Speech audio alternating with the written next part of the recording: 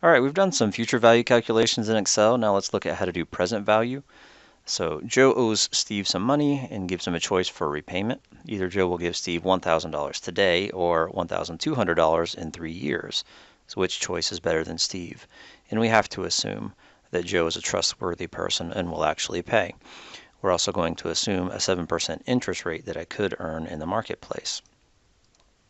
To set this up, I say my future value that Joe is proposing is $1,200. The interest rate is 7%. We're going to compound yearly for this example. The periodic interest rate is just going to be 7% because we're going yearly, so it would be 7 divided by 1 to get us 7. The time is 3 years. The number of periods, again, since we're going yearly, is just going to be 3. So the present value, to do future value I do FV, for present value I do PV. The periodic rate, 7%. The number of periods is 3. I don't have a payment for this example, so I set it at 0. The future value is 1,200. I'm going to set that as a negative so that I get a positive number at the end, and the type will set at 0. That gives us $979.56.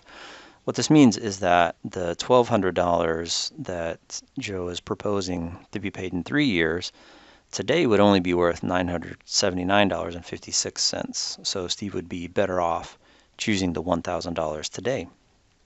Let's look and see if anything changes if we assume monthly compounding. So future value we'd set at $1,200. Again, no payment, interest rate at 7. Periodic interest rate is going to be 7 divided by 12. Time is 3 years, so that's going to give us a number of periods at 3 multiplied by 12, or 36.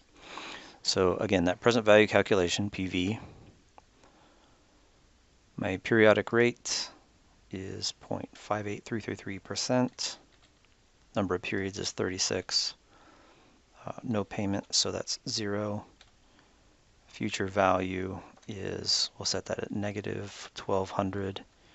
0 again. And so our present value now is $973.29. So no better off, in fact, a little bit worse off. That money would be a little bit less valuable if we compound monthly instead of yearly. So Steve would be better off choosing the $1,000 today.